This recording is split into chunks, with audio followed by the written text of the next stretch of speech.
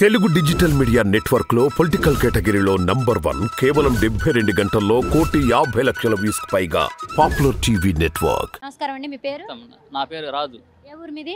కట్రపాడు, పెదనందిపాడు మండలం కట్రపాడు. ఏంటండి ఈ వర్షంలో కూడా ఈ జెండాలేంటి, ఈ బండి ఏంటి? జగనే జనం కోసం ఈ రకంగా వస్తుంటే ఒక్క మడిచిని చూడటానికి సిద్ధం సభకు చూడండి. ఒక్క మాటకు చెప్పింది సిద్ధమని. కొన్ని 4,66,37,000 మంది జనం ఒక్క మాట కోసం సిద్ధం అన్న మాట కోసం జనం వెనకబడి వస్తున్నారు. జగన్ వెనక చంద్రబాబు వెనకాల, పవన్ కళ్యాణ్ వెనకాల, రామన్ ఒక్క మాట కోసం. ఏంటండి వీళ్ళంతా కూడా డబ్బులు ఇచ్చి బస్సులో తీసుకొస్తున్నారు అంటున్నారు కదండి? ఎవరు డబ్బులు ఇవ్వలేదండి. నేను 33 కిలోమీటర్ల నుంచి వస్తున్నా. ఎవరి దగ్గర రూపాయి తీసుకోలేదు. మేము వస్తాం. డబ్బులు ఎంతమందికి ఇస్తారండి? ఇప్పుడు మడిసికి మినిమం 300 అన్న కూలి ఇవ్వాలిగా నువ్వు రావాలంటే. ఇప్పుడు ఇక్కడ ఎంతమంది ఉండారండి? జగన్ కోసం జనం చూడండి అసలు ఎంత స్వచ్ఛంగా వచ్చారు. సరేనండి, మీరు అసలు ఏం చేస్తుంటారు? నేను వ్యవసాయం కూలి పని. మరి అసలు జగన్ గారు మరి ఇంతకుముందు పాదయాత్ర చేశారు. మరి ఆ పాదయాత్రలో ఆయన నవరత్నాలని హామీలు ఇచ్చారు, అవన్నీ నెరవేర్చారండి? నెరవేర్చాడండి. 100లో 99% నెరవేర్చారు. ఇప్పుడు మా స్కూల్లో, హై స్కూల్లో చూడండి, ఎస్మంట హై స్కూల్ ఇదివరకు ఎట్టుండేవి, వీళ్ళ హై స్కూల్ చూడండి. పిల్లల ఫీజులు కానీ హై స్కూళ్ళు కానీ ఎంతంత డబ్బులు తీసుకుంటున్నారు. ఊరక జగన్కి ఓన్లీ ఒక్కసారి వైసీపీకి ఓటేసినందుకు జగన్ ఇంతంత మంచి పనులు చేస్తున్నారు. ఇప్పుడు ఉన్నవాళ్ళు ఏదన్నా గుండె ఆపరేషన్ కానీ స్ట్రోక్ కానీ వస్తే 10 లక్షలు తీసుకొని ఆంబులెన్స్ చూసుకొని బయ్యని వెళ్తున్నాడు. ఆరోగ్యశ్రీ కార్డు అని జగన్ పెట్టాడు.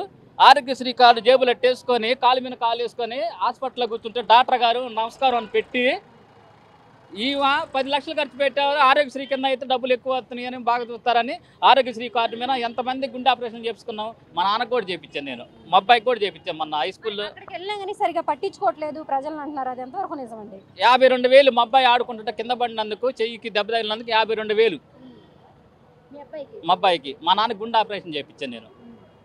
సరేనండి, మరి రాజశేఖర్ రెడ్డి గారు ఎలా అయితే పరిపాలన చేశారో అలాగా మళ్ళీ ఆయన తనయుడు చేశారా? అంతకన్నా మించి చేశాడండి. ఈసారి ఓటేసాక మళ్ళీ గెలిపిస్తాము. ఇంతకన్నా ఈసారి ఇంకా బాగా చేస్తాడు. ఆ నమ్మకం మాకుంది. ఆ నమ్మకం మీద ఈ జనం అంతా చూడండి, అసలు ఎంత జనం వచ్చారండి, ఎంత జనం వచ్చారు చూడండి. అడగండి, చెప్తాను. ఇంకా మా భార్యకి టైలరింగ్ డబ్బులు పడినాయి.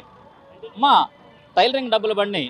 అమ్మబడి మా వాడికి మరి మళ్ళీ కాలేజీలోకి వెళ్తే ఫీజు పడిద్ది. అంత ఒకటి గ్యారెంటీ అండి. వీళ్ళంతా ఒట్టి మాటలండి. జగన్ కోసం జగన్ సిద్ధమని చెప్పంగా చూడు ఎంతమంది, ఎన్ని వేల లక్షల మంది గదిలో వచ్చారు. మొన్న కృష్ణా జిల్లా దెందులూరు వెళ్ళా, మొన్న మేదరమెట్ల ఇదే బండి వేసుకొని వెళ్ళా. కావాలంటే చూడండి, ఇవ్వాలి ఇక్కడికి, రేపు ఇంకో చోటకి. చంద్రబాబు నాయుడు గారు ఈసారి కనుక మన ప్రభుత్వం వస్తే ఇంతకంటే ఎక్కువ పథకాలు ఇస్తామంటున్నారు. ఇంతకన్నా ఎక్కువ పథకాలు ఇవ్వటం కాదండి, ఇవన్నీ తీసుకొని వెళ్ళి ఇంట్లో పెట్టుకొని. మొన్న అమరావతికి ఇన్ని డబ్బులు ఇచ్చారు.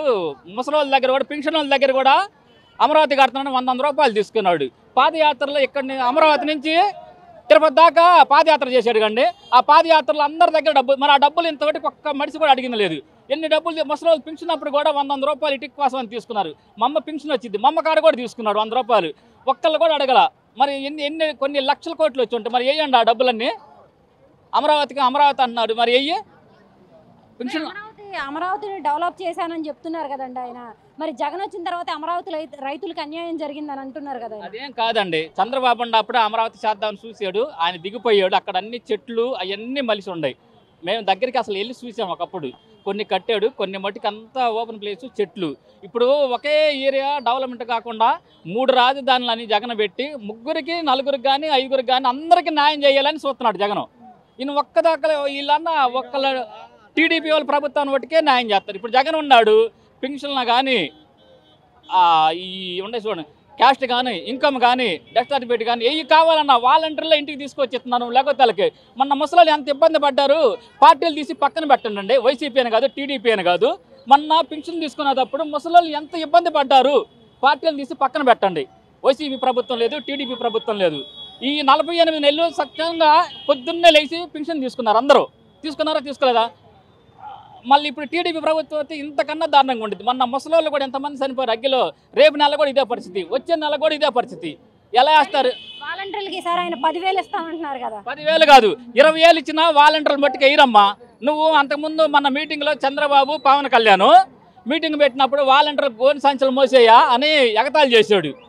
మగవాళ్ళు అయినప్పుడు వాలంటీర్లు ఇంటికి వచ్చి తలుపులు కొడుతున్నారు, ఫోటోలు తీస్తున్నారు, వీడియోలు తీస్తున్నారు అని చెప్పారు. అవన్నీ వాస్తవేనా? మరి అదే వాలంటీర్లుగా ఇప్పుడు నువ్వు 10,000 ఇస్తానంటే పని చేస్తావా? ఇప్పుడు మీరు 5,000 ఇస్తాం పని చేస్తున్నారు, నేను 10,000 ఇస్తానంటాడు. వెళ్ళరుగా? అంతేనమ్మా వాలంటీర్లు కూడా. ఈసారి జగన్ గారు ఈసారి పులివెందుల్లో జగన్ గారిని ఓడిస్తానంటున్నారు చంద్రబాబు నాయుడు గారు. పులివెందుల్లో జగన్ ఓడియాలంటే అటు కూడా ఎదురు కూడా జగన్ అయ్యే ఉండాలి. జగన్ ఓడియాలంటే ఎదురు కూడా జగన్ అయ్యే ఉండాలి. కానీ ఆయన అలా అనట్లేదు కదా. నా పార్టీ తరపున నేను కాదు ఎవరిని నిలబెట్టినా సరే జగన్ ఓడిస్తానంటున్నారు కదా. చూద్దామండి, చూద్దాం రేపు మే నెల 13వ తారీఖున ఎన్నికలు అయిపోతాయి కదా. జూన్ 4న లెక్కింపు ఉండిద్ది. అప్పుడు చూద్దాం. జగన్ ఓడియాలంటే ఎదురు కూడా జగన్ అయ్యే ఉండాలి. జగన్ ఢీ కొట్టాలంటే ఎదురు కూడా జగన్ అయ్యే ఉండాలి. అది